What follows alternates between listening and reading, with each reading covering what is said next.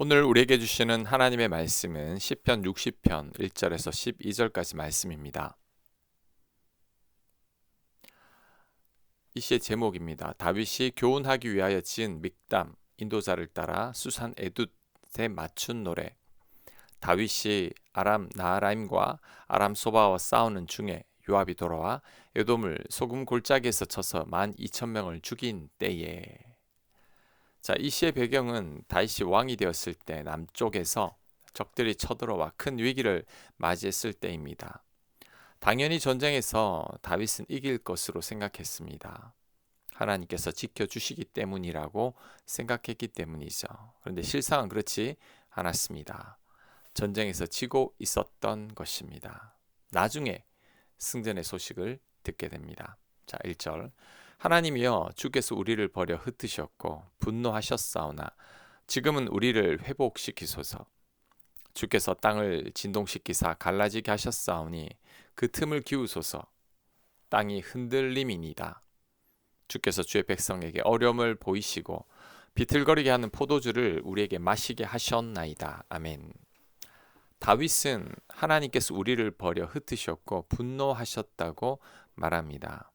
그러니 우리를 회복시켜 달라고 기도합니다. 전쟁에서 진 것을 하나님께서 흩어버렸고 하나님께서 분노하셨기 때문이라는 것입니다. 주께서 땅이 흔들리게 하셨고 주의 백성들이 술에 취한 것처럼 비틀거리게 했다는 것입니다. 다윗의 이 말이 사실일까요?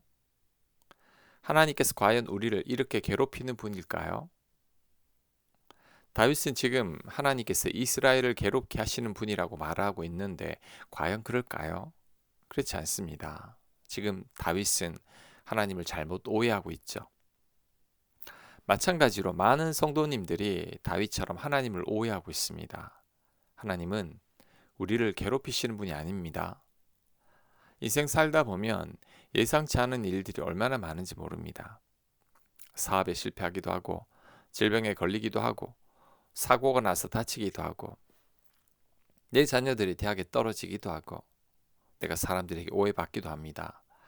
이런 예상치 않은 일들이 많이 생기는 게 우리 인생이죠. 이것을 하나님께서 나를 괴롭히고 있다고 생각해서는 안 됩니다. 내가 죄가 많아서 하나님께서 나에게 고통을 주고 있다고 생각해서도 안 됩니다. 물론 우리가 죄를 떠나지 아니하고 하나님과 멀어지면 하나님께서 때로는 징계를 하시기도 합니다. 하지만 이런 징계는 드문 경우이죠. 오히려 고난이 나의 잘못으로 인해 생기는 경우가 더 많습니다. 투장 곳에서 어려움을 겪고 있다면 내가 지나친 욕심을 냈기 때문이죠. 신호 위반으로 벌금을 물었다면 내가 지킬 것을 지키지 않았기 때문입니다. 감기에 걸렸다면 최근에 무리했을 수도 있죠. 이런 경우는 우리들의 잘못입니다. 또한 고난이 우리를 넘어뜨리려는 사단 마귀의 괴롭힘일 때도 있습니다. 가룟 유다의 마음을 건드린 자는 마귀죠. 욥을 괴롭히고 사도 바울이 복음을 전하지 못하게 막은 것도 사단입니다. 이처럼 사단 마귀가 하나님의 자녀들을 괴롭히죠. 그로 인해 환난과 역경이 올 수도 있습니다. 그러므로 고난이나 환난을 하나님의 징계로만 해석해서는 안 됩니다. 오늘 성경의 다윗도 징계를 받고 있는 게 아니죠. 그냥 전쟁에서 질 때도 있습니다. 매번 이길 수 없는 것이 우리들의 인생이죠. 또한 살다 보면 실패할 수도 있습니다. 오히려 예수님 믿는다고 인생에 아무런 문제나 어려움이 없다고 생각하는 것이 잘못된 신앙이죠. 지금 인생에 예상치 않은 일이 생겼습니까? 뜻하지 않은 고난을 만났습니까? 크게 실패했습니까? 아무런 잘못도 없는데도 그런 일들이 생겼습니까? 살다 보면 그럴 수도 있습니다. 이것을 이상하게 생각하거나 하나님의 벌로 생각해서는 안 됩니다. 오히려 이런 때일수록 잘못된 생각을 뿌리쳐야 합니다. 하나님을 더 의지하고 하나님의 도움을 구해야 합니다. 다윗처럼 하나님을 갈망해야 합니다. 그럴 때 하나님께서 은혜를 베푸실 것입니다. 지금의 고난과 환난을 거뜬히 이겨낼 수 있을 것입니다. 4절. 주를 경외하는 자에게 깃발을 주시고 진리를 위하여 달게 하셨나이다. 자, 주를 경외하는 자에게 승리의 깃발을 준다고 합니다. 다윗이 하는 말은 과거에 이런 위기를 겪었지만 하나님께서 승리케 하셨다는 거죠. 다윗이 믿음의 기도와 믿음의 고백을 하고 있는 거죠. 5절 주께서 사랑하시는 자를 건지시기 위하여 주의 오른손으로 구원하시고 응답하소서. 주께서 오른손으로 구원하시고 자신의 기도에 응답해 달라고 요청합니다. 다윗이 하나님께 기도하며 도움을 구하는 거죠. 6절 하나님이 그의 거룩하심으로 말씀하시되 내가 뛰놀리라 내가 세겜을 나누며 숫곳 골짜기를 측량하리라. 길라시 내 것이요 므낫세도 내 것이며 에브라임도 내 머리에 두고요 유다는 나의 규이며 모압은 나의 목욕통이라. 에돔에는 나의 신발을 던지리라. 블레셋아 나로 말미암아 외치라 하셨도다. 누가 나를 이끌어 견고한 성에 들이며 누가 나를 에돔에 인도할까. 아멘. 자, 세겜과 숫곳은 중요한 지명입니다. 그곳을 하나님께서 과거에 차지하게